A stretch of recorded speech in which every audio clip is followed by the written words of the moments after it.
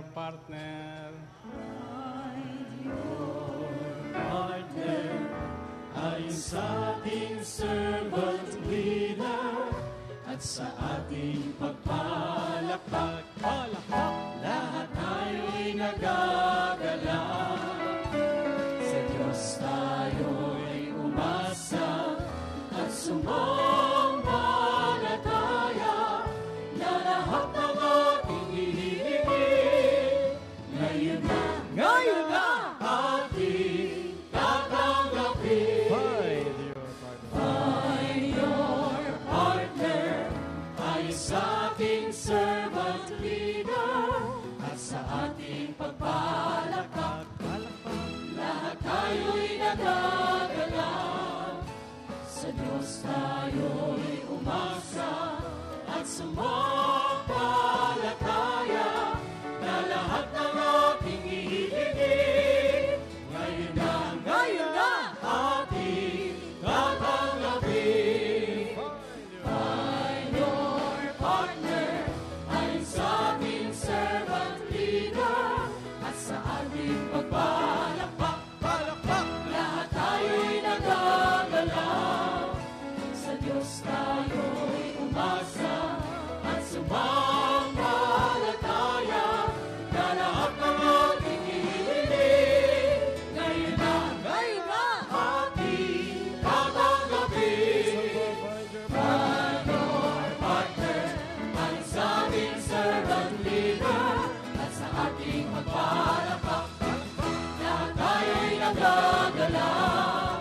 Sa Diyos tayo'y umasa at sumampalataya na lahat ng ating hihingin ngayon na ating tatanggapin. Find your partner ay sa ating servant leader at sa ating pagpalakpak. Lahat tayo'y nagagalak. Sa Diyos tayo'y umasa at sumampalataya na lahat ng ating hihingin ngayon na ating tatanggapin.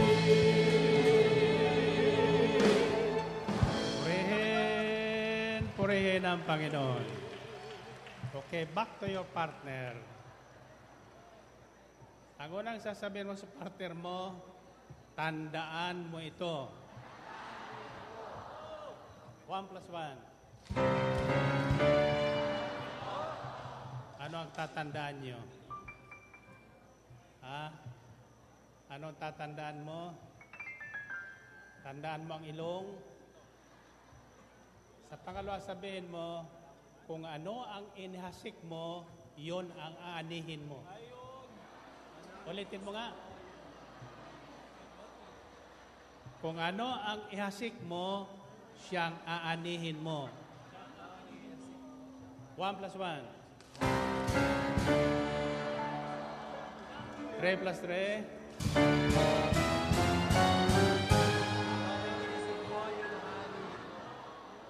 Okay. Sa huli, anong sasabihin nyo? Kailan kayo mag-aani?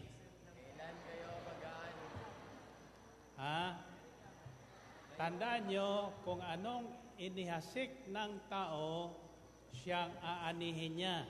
Amen. Naghasik ka ng sama ng loob, mamamatay ka sa sama ng loob. Amen ba? Naghasik ka ng kasiyahan, hanggang sa langit ang kasiyahang tatanggapin mo. Amen. Okay, sasabihin mo sa huli, sa takdang panahon. Sa takdang panahon.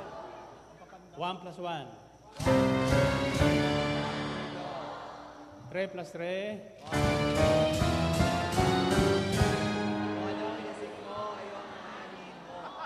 7 plus 7.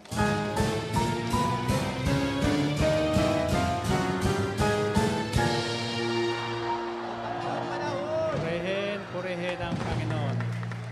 Isigaw niya ang salitang takdang panahon. Lahat ay may kanya-kanyang takdang panahon. Panahon ng paghasik, panahon ng pag-ani.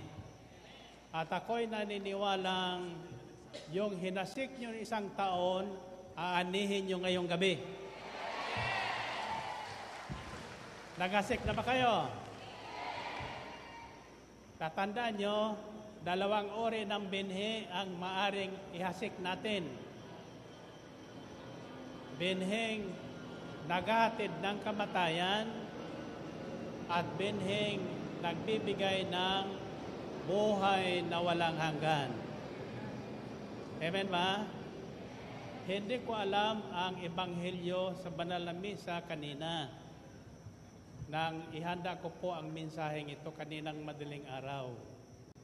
Subalit kung nakikinig kayo, magkahawig po at magkasama ang 2 mensaheng ito tungkol sa tilinghaga ng paghahasik.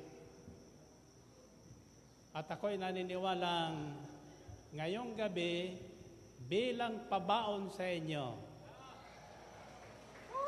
sapagkat bukas na bukas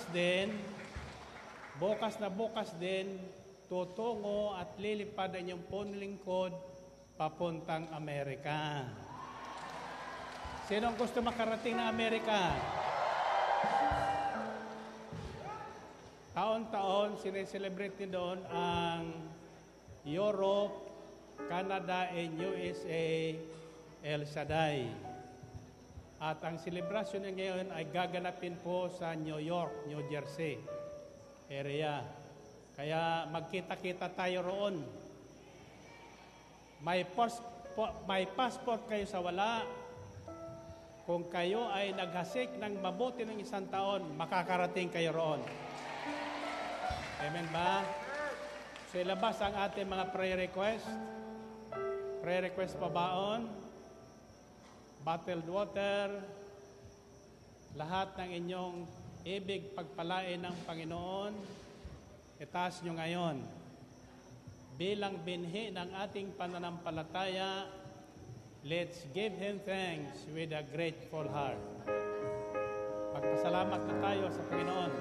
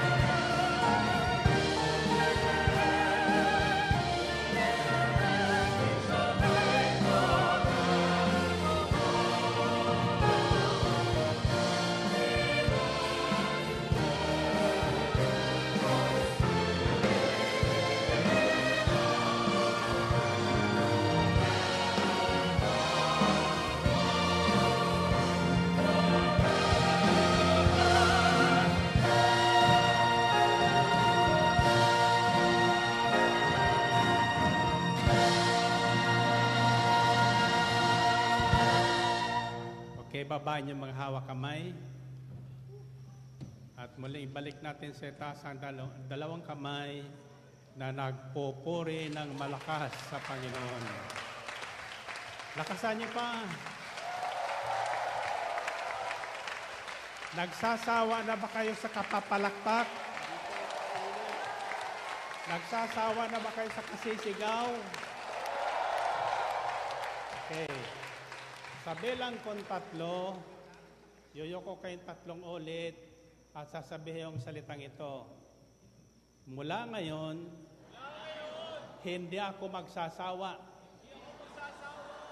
3 ulit sa paggawa ng mabuti. Ulitin nyo nga. Sasawa sa paggawa ng mabuti. Okay, 1, 2, 3.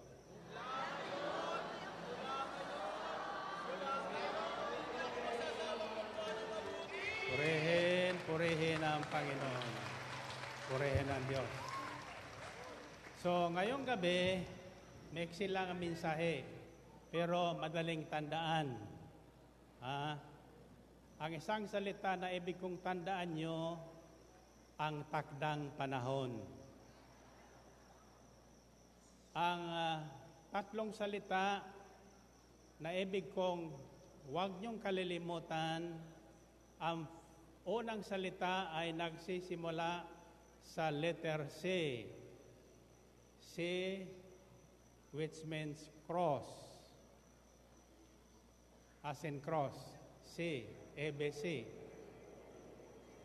The next word starts with the letter D. D. As in Denmark. And the third word starts with the letter J, as in God. Ano yung 3 salitang yon? Tatandaan nyo ito sapagkat mahalaga po ito. Noong nakaraan, mayroon tayong tinandaan. Stop doubting. Mayroon tayong dapat itigil. Subalit mayroon tayong dapat hindi pagsawaan. Ano yon? Ang paggawa ng mabuti. So the letter C is vitamin C. Consistency or continue. Continue doing good. Ipagpatuloy nyo ang paggawa ng mabuti. Pag mabuti, hindi pinagsasawaan at hindi itinitigil. At walang mabuting gawin ang tao ngayon, lalo na sa ating kapanahonan, ang makinig ng salita ng Diyos. Makinig ng salita ng Diyos.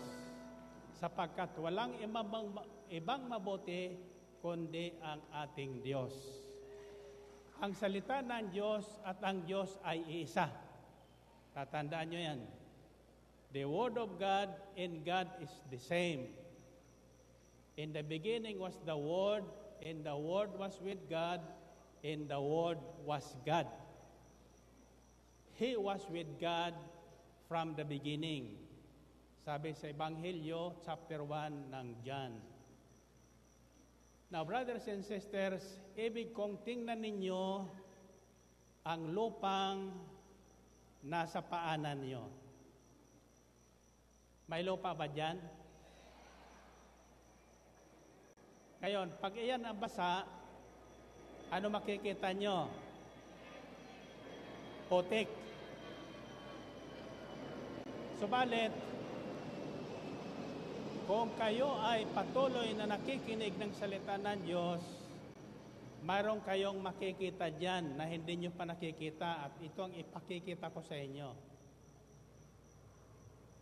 Nasabi ko na sa inyo na kayo may alagang manok, mga manok. Tuwing nakikita ko ang manok, kumakahig sa lupa. pagkatapos tumutuka. Anong tawag roon? Isang kahig, isang tuka. Ano kaya ang tinutuka nila roon? Pagkain. Hindi sila nagsasawa sa kakakahig. Minsan yung inipon ni Sister Billy na maganda mo, mga dahon na nalaglag sa puno ng kahoy, kinakalat naman ng mga manok. Hinuhukay nila. Naghahanap sila doon sa lupa ng makakain. But if you go deeper in your spiritual life, you will see what you ought to see about yourself.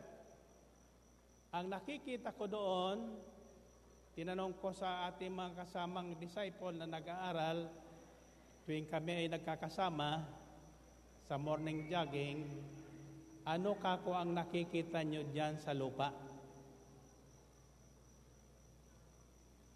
Sabi nila, putik. Putik. Ano ang nakita nyo dyan sa paan nyo? Putik. Dapat dumating na tayo sa panahon na ang nakikita natin sa lupa ay ating sarili.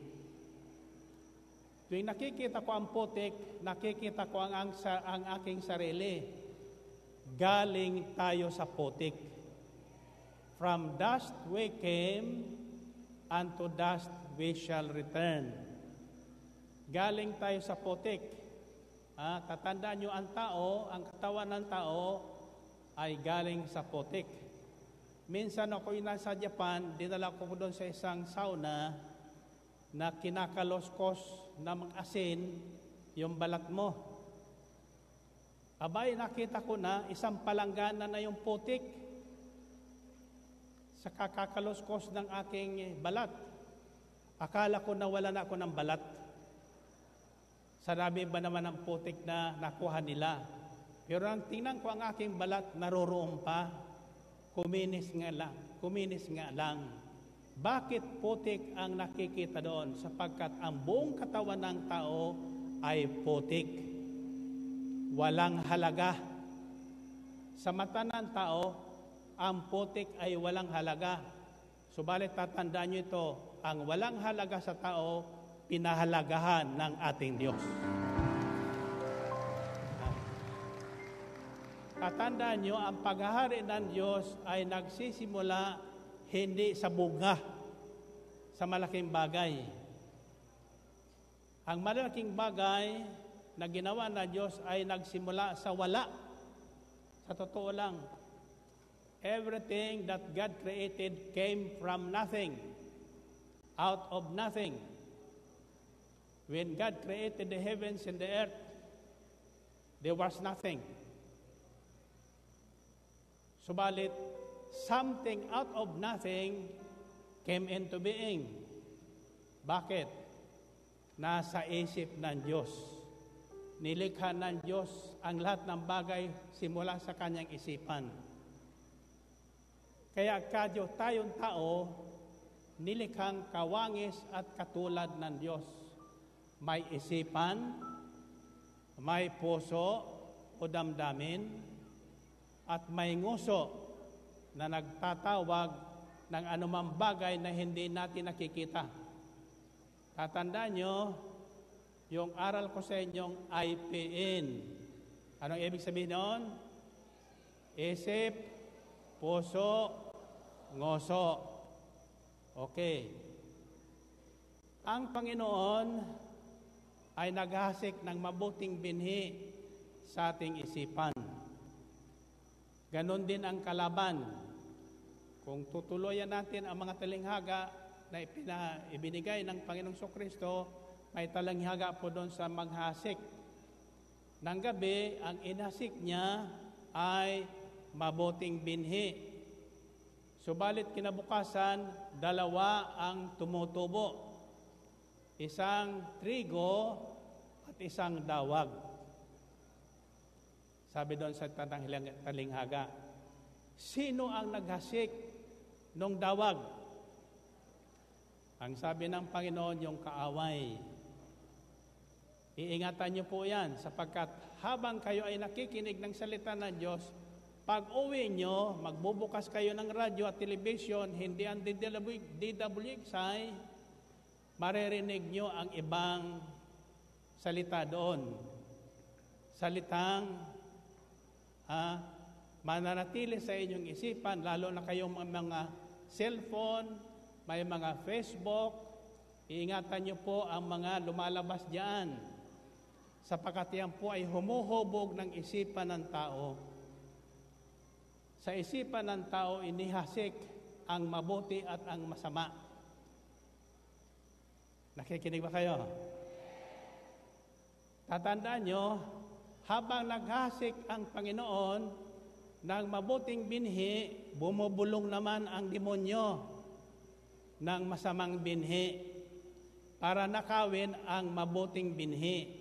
Kaya hindi maiwasan yung bulong-bulungan. Na nakawin yung atensyon mo para yung salita ng Diyos na mabuting binhi ay hindi maiwan sa isipan mo at hindi matanim sa puso mo.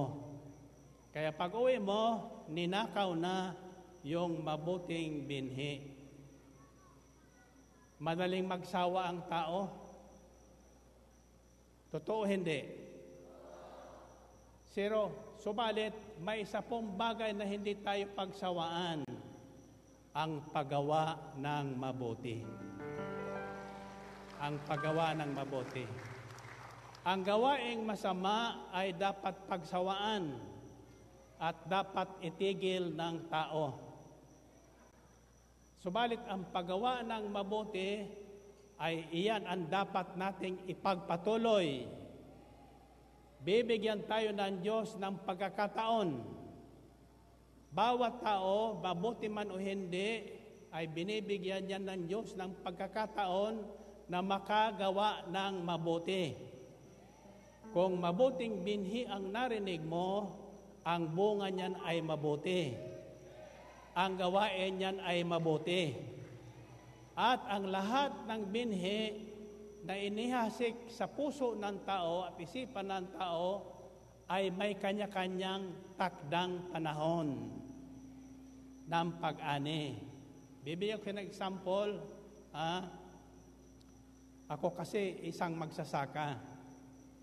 Ang palay, 3-4 na buwan, aanihin mo na.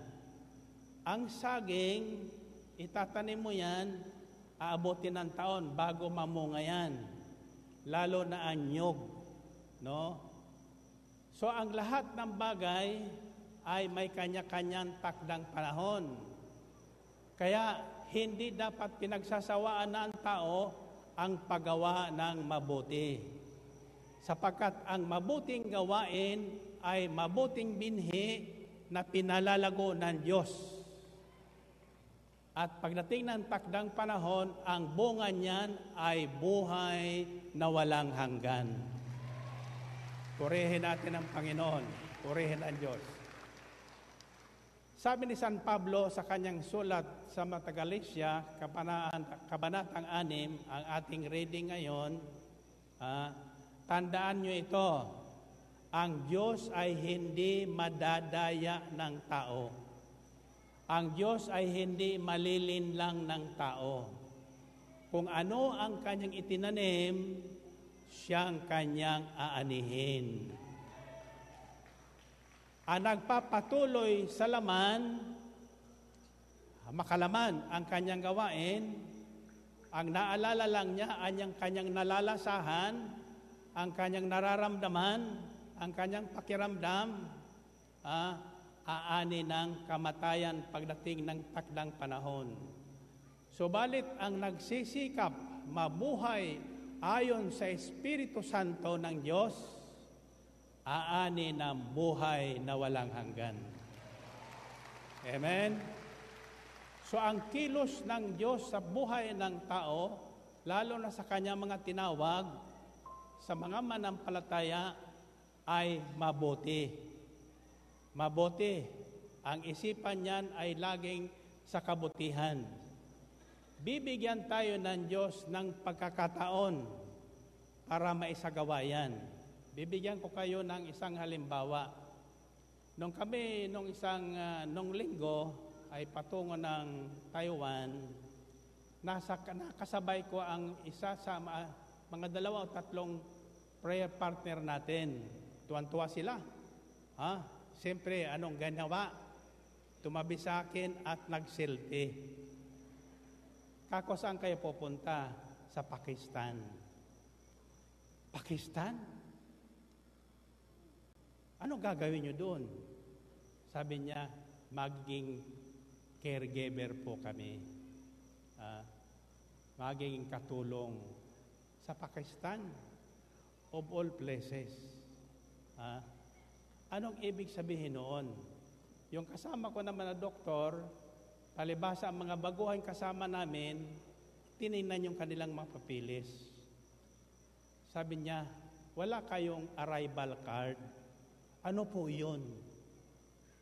Kailangan mayroon kayong arrival card. Pipilapan nyo yun para pagpasok nyo sa immigration, iyon ang hahanapin. Hindi nila alam. Alam mo ang ginawa ng doktor na ito? Kumuha ng arrival card, tinuruan yung mga, lalo na yung matatanda, pilapan nyo na ito. Wala silang ballpen na pang-fill up. Wala talagang kamalay-malay. So binigay niya yung kanyang ballpen sapagkat siya ipapasok na. Iniwan ang kanyang ballpen. Sabi ko sa kanya, Dok, yan ang kayamanang hindi mo mawawala. Aanihin mo yan sa takdang panahon.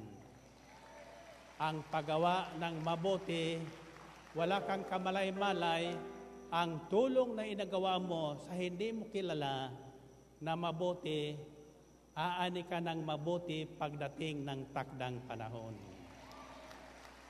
Amen ba? Purihin natin ang Panginoon. Purihin natin ang Diyos. Now, brothers and sisters, sabihin niyo ang salitang pagkakataon. Ibig ng Diyos na maligtas ang lahat. Ibig ng Diyos na yumaman ang lahat. Mas malakas ang amen doon eh. Ibig ng Diyos na pahabain ang buhay ng tao sa balat ng lupa. At higit sa lahat, ibig ng Diyos na ang lahat ay tumanggap at magkaroon ng buhay na walang hanggan. Buhay na walang hanggan. Amen? Now, ang kaligtasan ay hindi bunga ng mabuting gawa. Sabi sa aklat ng Efeso, salvation is a gift.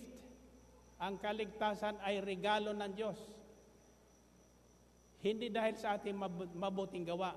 Kaya lang, tayo'y inililigtas ng Diyos para tayo makagawa ng mabuti.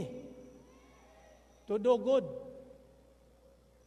Na inihanda na ng Panginoon Diyos para sa atin. Noong pamang una bago tayo likhain, may hinanda na sa atin ang Diyos ng mabuting gawain.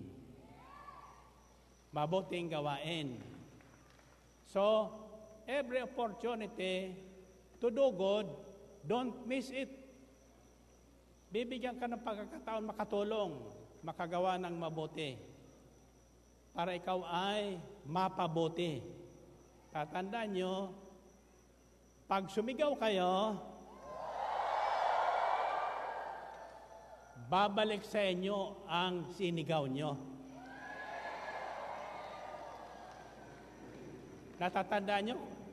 Natatandaan ko, binahagi ko na sa inyo ang isang bata. Pinagalitan ng nanay niya. Bata pa siyempre yon. Kaya ang instruction sa Biblia, kayong mga magulang, huwag yung masyadong pinagagalitan ng inyong mga anak. Sapagkat hahantong po yan sa pagre-rebelde. Dapat lang pangaralan at pagalitan mga bata, pero sa takdang panahon at sa tamang lugar. Huwag daw labis-labis, sapagkat maghihiganti at magre-rebelde ang bata. So sa araw-araw na pinagagalitan ng nanay, ang sabi ng bata sa nanay, I hate you. I hate you. Tapos tumakbo yung bata palabas ng bahay, umakyat sa bundok. Doon ipinagpatuloy niya ang sigaw na I hate you.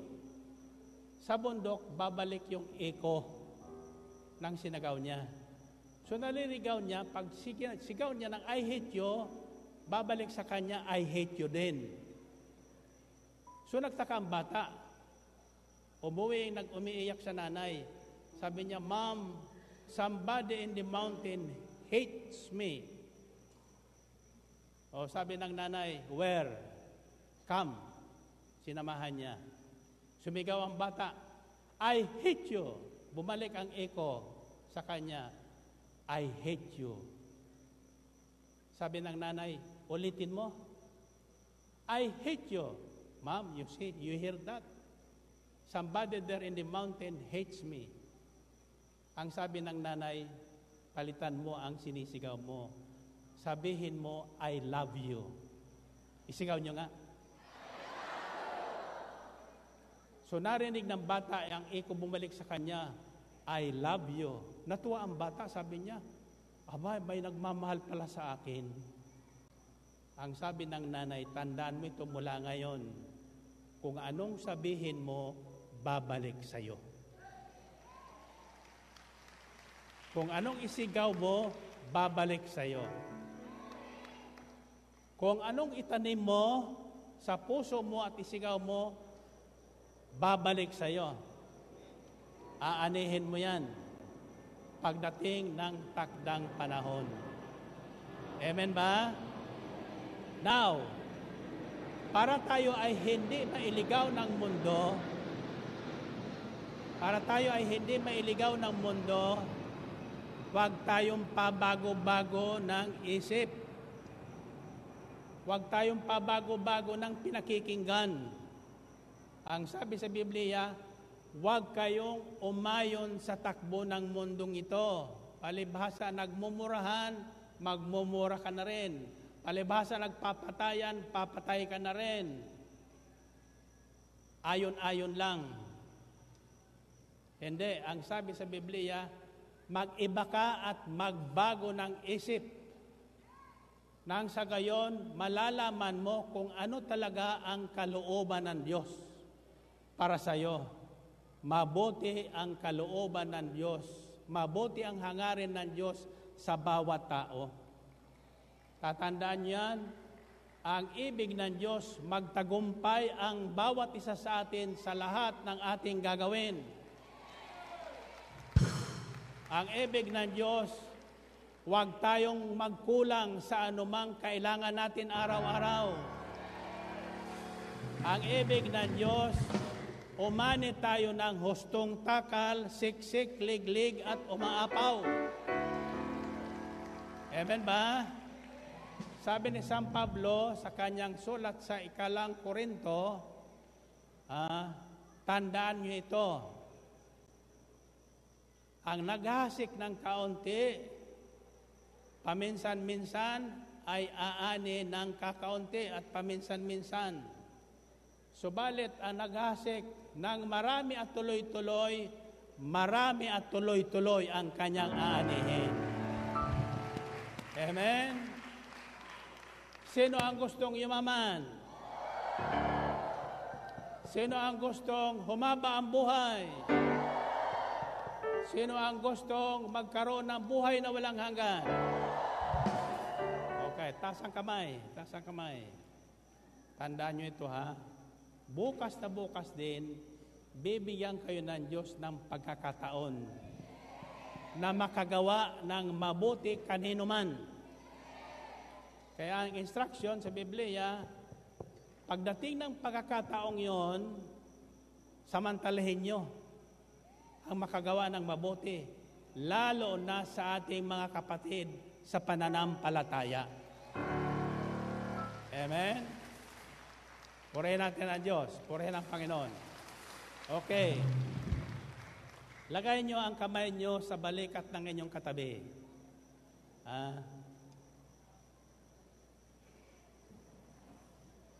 Tuwing ako may sasabihin, tatapikin nyo ng 3 ang balikat. Sasabihin mo, para sa'yo yun.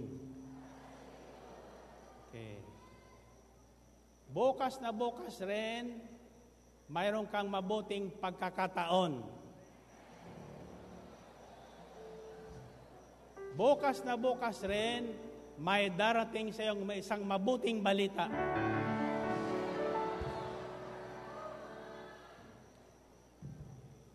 Bukas na bukas rin, lahat na suliranin mo ay iiwan ka. Bukas na bukas rin, lahat ng kalungkutan mo ay mapapalitan ng kaligayahan, ng kasiyahan. Naniniwala ba kayo ron? Bukas na bukas rin, aanihin nyo ang inyong tinanim noong nakaraang taon. Huwag tayo nagmamadali. Hindi pwede yung nagbigay ngayon, tatanggap bukas. Lahat ay may takdang panahon. Amen? Kaya huwag tayo magsasawa sa pagtatanim o paggawa ng mabuti. Pagdating ng takdang panahon, tiyak yun. Aanihin natin ang bunga ng ating mabubuting gawa. Purihin natin ang Panginoon. Purihin ng Diyos. Okay. Find your partner. Find your partner. Ang unang sasabihin mo sa partner mo, magsimula ka na. 1 plus 1. Ano ang pasisimulan nyo? Pangalawa, sabihin nyo, sa paggawa ng mabuti. 1 plus 1. 3 plus 3.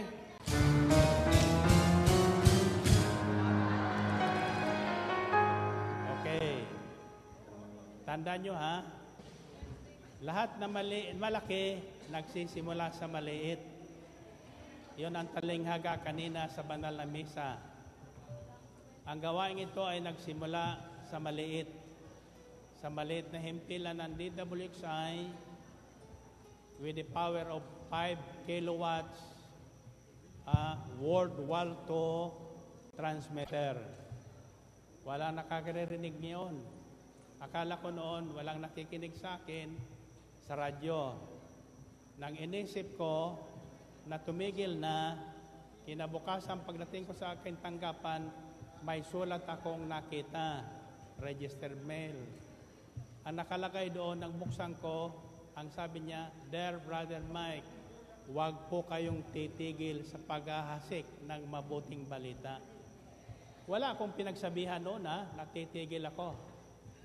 Isa niya ako sa nakikinig na may karamdamang migraine for the last 17 years. Subalit na marinig ko ang mabuting balita sa himpilan ng DWXI, mula ng gabing yon, hindi na ako muling binalikan ng aking karamdamang migraine. Doon nagsimula ang aking hangarin na ipagpatuloy ang paggawa ng mabuti. Iyon pala ang paghahari ng Diyos, lingid sa aking kalaman.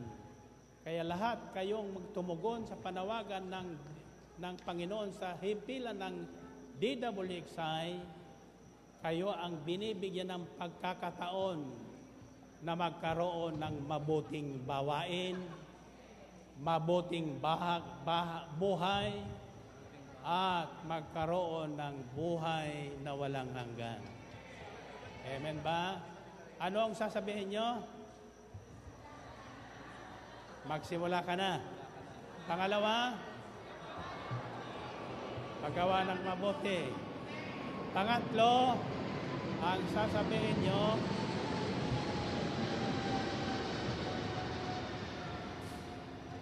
sasabihin nyo, huwag kang magsasawa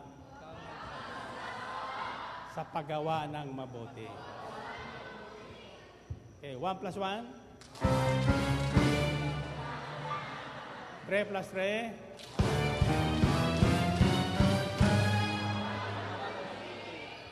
7 plus 7?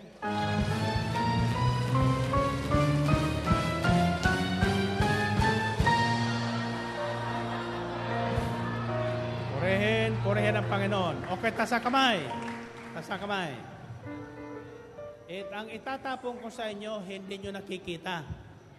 Ha?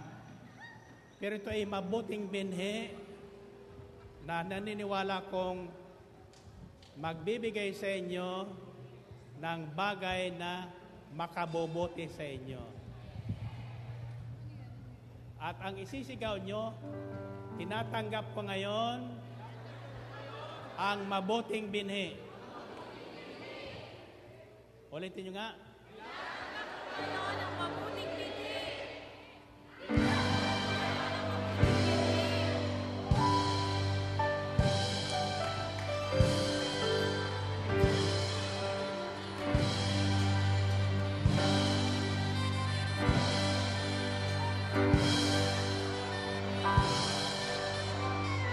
God bless you.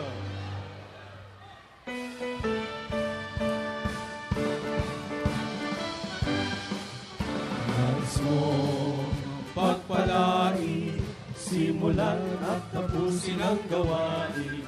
At may mahal na dapat sasabihin, ang tulong lingkod natin. Sa mga aral ni El Shaddai, iginhawa ang ating buhay. At mabuti ang tunay, uuwi tayong sabay-sabay. Kaya't halina, sama-sama, kaya sunay ay sumama. At ito'y ating ipapangako, babalik tayo. Martes at Sabado. Nais mo pagpalain, simulan at tapusin ang gawain. Pagmamahal ang sasabihin, ang punong lingkod natin.